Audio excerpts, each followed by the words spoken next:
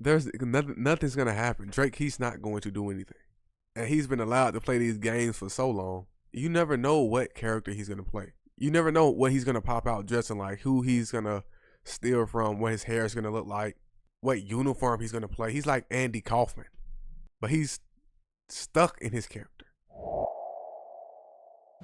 So y'all know what's going on. Sure. Yes, if you ever put a DeRozan banner up, I'll go up there and pull it down myself. That's the answer to your question. It sound like he kind of bothered, man. He a little tight. He a little flustered. You feel me? Play it one more time. Sure. Yes, if you ever put a DeRozan banner up, I'll go up there and pull it down myself. That's the answer to your question. Come on, man. That's not nice, Drake. Aubrey. That's mean. That's mean, Aubrey. Come on. Come on, man. You didn't have to do him like that. You had to say that, Aubrey. Man, that dude, that guy, he tough. Sure. Yes, if you ever put a DeRozan banner up, I'll go up there and pull it down myself. That's the answer to your question. Man, he got this private school bullying aura. Like, what you doing, man? What we doing? So this is Drake on the sideline with what's his name, Chubbs, the freaky motherfuckers, the OVO guys, right? The 69 guys, and the hell DeMar DeRozan from Compton. Come on, staring him down, right? That's the caption.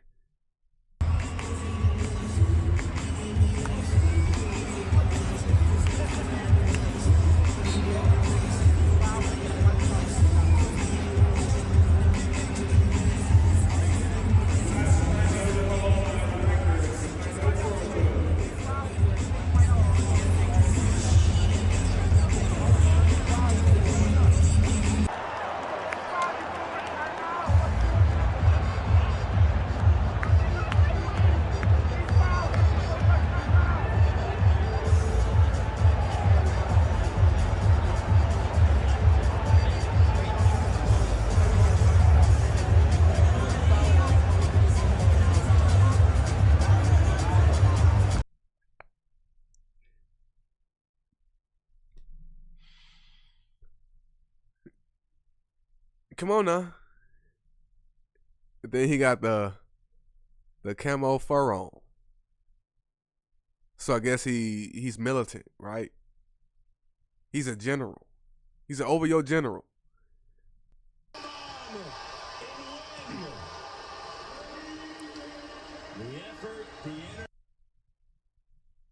You're right. Saying fuck out of here, pussy. Fuck out of here, pussy. As he walks off.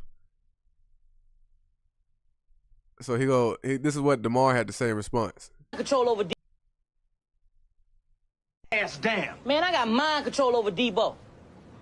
He be like, shut the fuck up. I be quiet. But when he leave, I be talking again.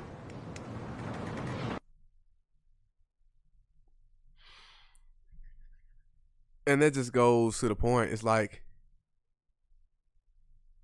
what are we doing? Like, what are we doing? What game are we playing, Drake? Nothing's gonna happen. Drake, he's not going to do anything. He's not scary. He's not intimidating. It's like, he's annoying. He's annoying. And he's been allowed to play these games for so long. These characters. He has the braids. Still got the braids in his head. The duck lips. You never know what character he's going to play.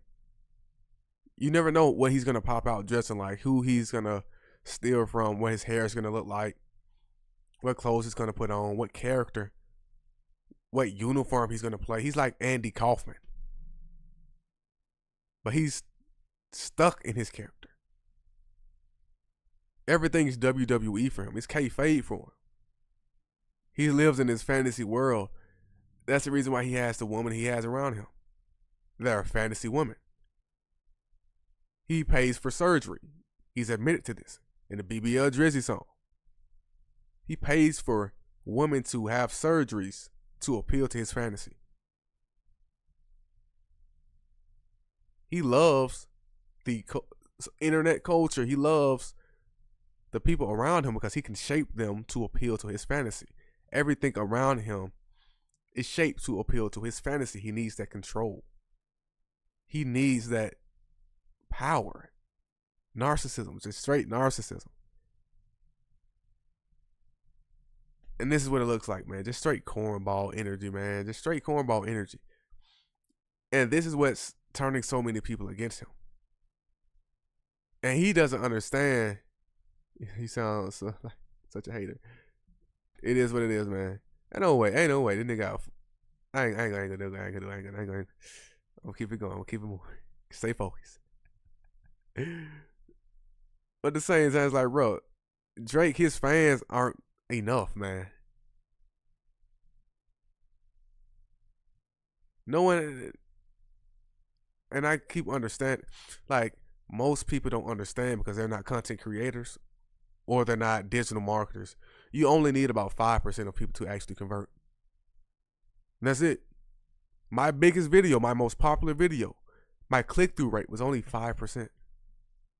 And that's the most popular video, the video that's made me the most money. 5%. Like Kendrick said, 95 is lost. 95% is lost. The 5% to get it. I'm messing up the lyric, but y'all know the Kendrick line.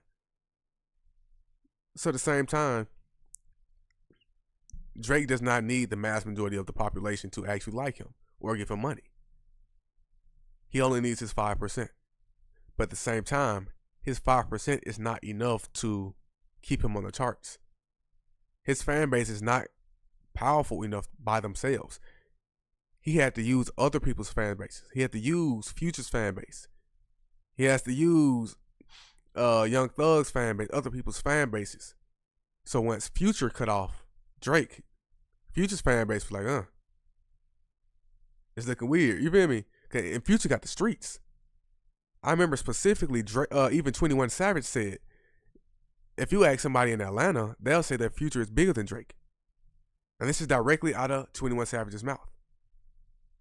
Let me pull up that interview. Niggas don't be listening to Drake like that. Well, if I wasn't a rapper, I don't feel like I still would listen to Drake for real. It's just I'm a rapper, so I understand the work he put in now, like how hard he go. Wait, like when you ain't no rapper, all them statistics don't mean shit. A regular street nigga don't give a fuck about how many times you went #1, like how many white people listen to your shit, because they don't even think that them niggas, the farthest they think is the club. Now this was 3 years ago. Look at Academics. Look at his face. Like, this is how you know that. Oh shit. This is how you know Academics does not live in reality. Just look at his face. He's so confused. He's like, what? What you mean? What? He does not understand. Even to this day, he does not understand. Who's selling this club out? That's who they think is the biggest niggas. Like in Atlanta, it's a lot of niggas who you really can't tell them Future ain't bigger than Drake. I wouldn't say this cap, but really? Oh God, nigga. I used to think that. Drake Come on now. ain't really no big mixtape artist like that. How you got all your Drake albums, you probably really went in the store and bought them motherfuckers. Every Apple Future Music. album I ever heard was a bootleg. Niggas was bootlegging it or going to live mixtapes. So when nothing was the same or whatever, all that type of shit came out, nigga ain't knowing how to get to that shit. Yeah. Come on now.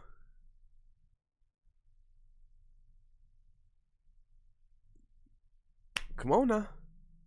So this is 3 years ago. This is long before the beef ever happened. And these are the exact same narratives that we're saying to DJ Academics. That 21 Savage said directly to his face, but he still doesn't get it. He still thinks that Drake somehow is influential in the culture. No, you're not that. Nah. Thing is, it's impossible. That's impossible. Especially in 2024. Now, you can't have that. Like I said, going back to the 5%, you can't have that much influence. You can be popular, you can get the sales, you can get the money, but it has to be a machine behind you. It has to be a machine. This ain't the 80s and the 90s where you can easily gatekeep things. Like, bro, we got options. That just goes back to the journalist debate. Like, bro, we got options. We have algorithms. We have Spotify. We don't have to listen to this anymore. So Drake, he's smart. He's one of the last superstars in his generation because he's able to get on so many different people's songs and infiltrate so many people's cultures and fan bases that they all can be hybrids just because it's like, well, cool. Drake's on the song with the guy that I actually truly love and respect. So I guess Drake is cool by association. So that's the reason why Drake is getting what he gets. So he can go to your fan base, your fan base, your fan base, and add to his 5%. But now, that's gone.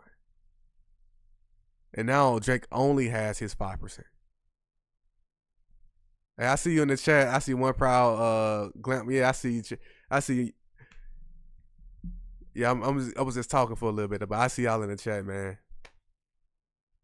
But yeah, it's like, actually, like I said, if you understand the data and just what goes on behind it, like 21 was saying, you have a lot more respect for Drake because you understand what it takes.